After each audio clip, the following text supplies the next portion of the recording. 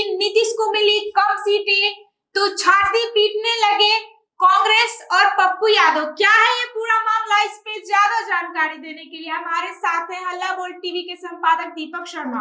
मामला यह है कि नीतीश कुमार को 101 सीटें मिली हैं और भारतीय जनता पार्टी को 101 सीट मिली है। चिराग पासवान को 29 सीटें मिली है, हिंदुस्तानी अवाम मोर्चा को 6 सीटें मिली है और आरएलएम को 6 सीटें मिली है। इस पर पप्पू यादव ने कहा है कि यह नीतीश कुमार को फिनिश करने की कोशिश है। कांग्रेस के बिहार के मीडिया सेल के चेयरमैन राजेश राठौड़ ने कहा है कि भारतीय जनता पार्टी नीतीश कुमार को फिनिश कर रही है और पप्पू यादव ने बकायदा इसे लेकर पोस्ट कर दिया है। पप्पू यादव ने लिखा है कि संजय झा ने आज अपना मिशन पूरा कर लिया। नीतीश कुमार जी को सीएम की गद्दी छोड़ने हेतु मजबूर करने का षड्यंत्र पूरा। बीजेपी 101 सीट और बीजेपी की एच टीम मतलब मोदी के हनुमान को 29 सीट, पिछलग्गू 2 टीम को 12 सीटें दी गई है। अर्थात टीम बीजेपी 142 सीट पर लड़ेगी, जेडीयू 101 पर। नीतीश जी को फिनिश कर दिया गया है। राजेश राठौड़ ने कहा है कि जब से जो कांग्रेस के बिहार के मीडिया सेल के चेयरमैन हैं, उन्होंने कहा है कि जब से भारतीय जनता पार्टी और जनता दल यूनाइटेड मिलकर चुनाव लड़ रहे हैं, तब से नीतीश कुमार ज्यादा सीटों पर चुनाव बीजेपी से लड़ते आए हैं। पहली बार ऐसा हो रहा है कि नीतीश कुमार और भारतीय जनता पार्टी बराबर सीटों पर चुनाव लड़ेंगे और यह दिखाता है कि नीतीश कुमार को कंट्रोल करने में पूरी तरह से भारतीय जनता पार्टी सफल हो गई है। अब देखिए, यह जो बिहार विधानसभा चुनाव को लेकर एनडीए ने जो सीट शेयरिंग की घोषणा की है, उसके मुताबिक Bharatiya Janata party 101 seat, JDU 101 seat, Chirag Paswan की लोजपा रामविलास 29 सीट, जीतन राम मांझी की हिंदुस्तानी अवाम मोर्चा 6 सीट और उपेंद्र कुशवाहा की पार्टी आरएलएम 6 सीट। जो सीटें जीतन राम मांझी की पार्टी को दी गई हैं, उनके नाम हम आपको पढ़कर सुनाते हैं। जीतन राम मांझी की पार्टी हिंदुस्तानी अवाम मोर्चा गया जी की टेकारी सीट पर लड़ेगी, गया की अतरी सीट पर लड़ेगी, गया की इमामगंज सीट पर लड़ेगी, बाराचट्टी सीट पर लड़ेगी और सासाराम की कुटुंबा और जमुई की सिकंदरा विधानसभा सीट पर लड़ेगी। जमुई की सिकंदरा विधानसभा सीट, जहां से प्रफुल्ल मांझी विधायक हैं, यह सीट चिराग पासवान मांग रहे थे, लेकिन यह सीट चिराग पासवान को नहीं मिली है। यह सीट जीतन राम मांझी के पास ही रही है और यहां से प्रफुल्ल मांझी ही चुनाव लड़ेंगे, हम के कैंडिडेट के तौर पर, एनडीए के कैंडिडेट के तौर पर। अब हम आपको बताते हैं कि उपेंद्र कुशवाहा को कौन कौन सी सीटें मिली हैं।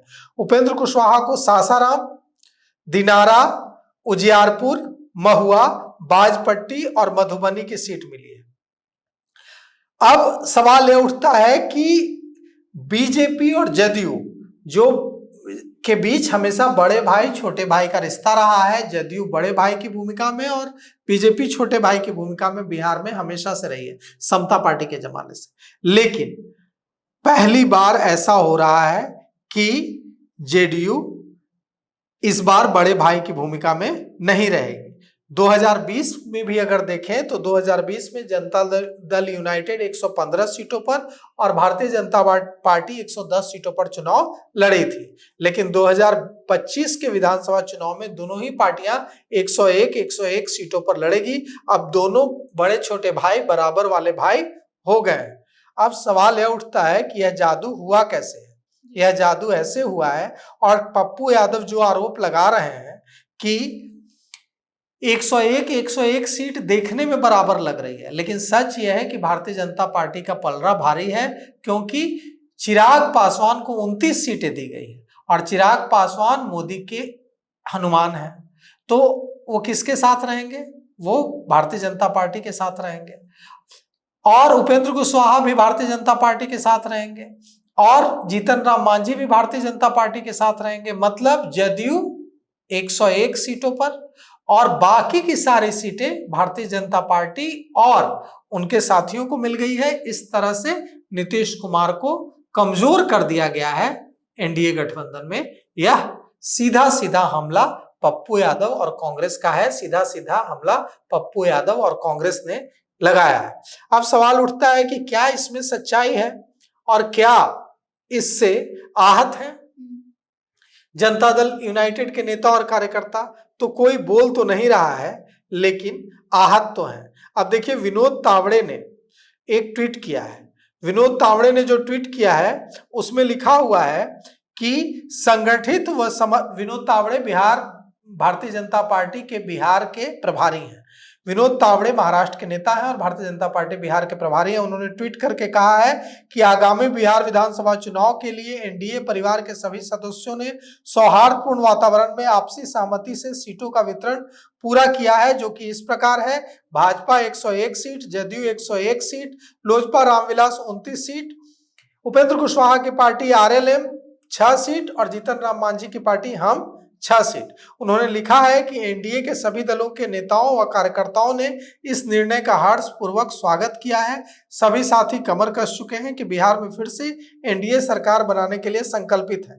अब सवाल यह उठता है कि यह ट्वीट तो कर दिया गया, लेकिन क्या जनता दल यूनाइटेड के कार्यकर्ताओं में इसे लेकर निराशा नहीं होगी कि अब बड़े भाई का जो तमगा था वो छिन गया है?